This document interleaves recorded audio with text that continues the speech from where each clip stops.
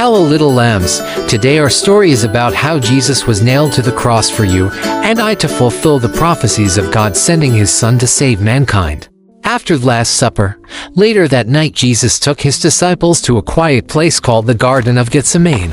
It was peaceful, with olive trees, soft moonlight, and the sound of leaves rustling in the breeze. Jesus looked at his friends and said, "Stay here and keep watch while I go pray." Jesus left his disciples and walked a little farther into the garden. His heart felt heavy. He knew he was about to suffer and face great pain.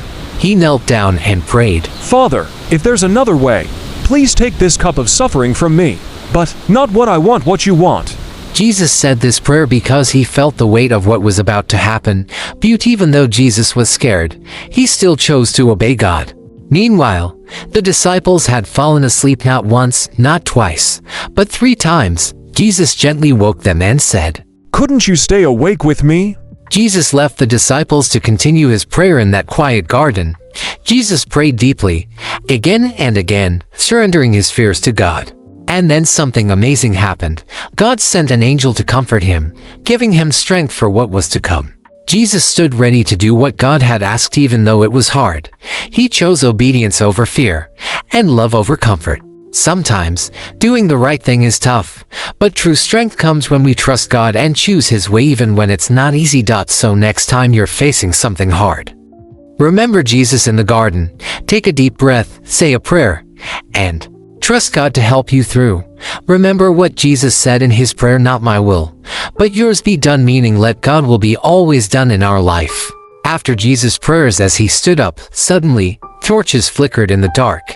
Soldiers approached and leading them was Judas, one of Jesus' own disciples. Judas walked right up to Jesus and kissed him. The soldiers moved in to arrest Jesus. That was the signal Judas gave the soldiers, that anyone he kissed is the one. Just as Jesus has told them while they were having the Last Supper that one of his disciples will betray him. As the other 11 disciples saw that Jesus was been arrested, Peter, one of Jesus' disciples trying to protect him, drew a sword and cut off a soldier's ear. But Jesus stopped him. "Put away your sword," he said. Then, with love and calm, Jesus reached out and healed the soldier's ear. Even in this moment of tribulation, he showed kindness. After the arrest, Jesus was led to the high priests, and then to the Roman governor, Pontius Pilate. People told lies about him, shouting and accusing him. Pilate couldn't find anything wrong with Jesus, but the crowd kept yelling, "Crucify him."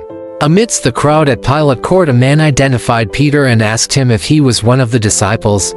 Peter denied Jesus 3 times, just as Jesus has told him the night before.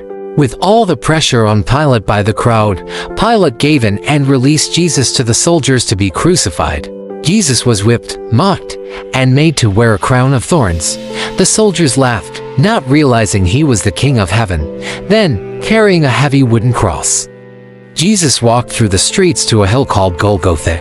There, they nailed him to the cross. On each side of him, 2 criminals were also crucified. One of them mocked Jesus, but the other looked at him and said, "Remember me when you come into your kingdom." Jesus looked at him with love and answered, "Today, you will be with me in paradise." Even while hanging on the cross, Jesus prayed for the people hurting him. He said, "Father, forgive them. They don't know what they're doing." Jesus looked to his side and sighted his mother and Peter standing in the midst of the crowd. He said to them, "Woman, behold your son, son, behold your mother." Jesus. As the sky turned dark in the middle of the day, Jesus cried out, my God, why have you forsaken me?" As the day went by and the sky turning dark and cloudy in the middle of the day, Jesus cried out, "I am thirsty." The soldiers sent a sour vinegar and sent it up the cross to Jesus to drink. The soldiers longed at Jesus. Still on the cross in that moment, he said, "It is finished." The crowd still all around, and the soldiers, Jesus on the cross. With the dark cloud in the sky, he looked around, and for the 7th time he said, "Father, into your hands I commit my spirit." And he gave up the ghost. In that moment immediately Jesus gave up the ghost. The cloth used to cover the altar in the temple tore into 2, and Judas realized his sin and went to commit suicide. After Jesus gave up the ghost, a man named Joseph, who was a counselor, and he was a good man, went top late and begged for the body of Jesus, took it down, wrapped it, and laid it in a tomb that was hewn in stone, and no man has laid in it. And with that, Jesus gave his life not because he had to, but because he loves us that much. He forgave his enemies. He comforted the guilty. He obeyed God, even when it hurt. That's the kind of love Jesus showed on the cross, a love that gives, forgives, and saves. This is not just a sad ending, it's the beginning of hope for everyone. I hope you enjoyed and learned a lesson from this story today. Jesus died for us to live. He gave us a renewed hope, healing, and faith. The Easter Story series is not finished yet. We still have one more to go, the story of Christ's resurrections, which is what we celebrate on Easter Day. Subscribe and put on your notification bell ahead so you don't miss our next story. See you in the next one by Little Lambs.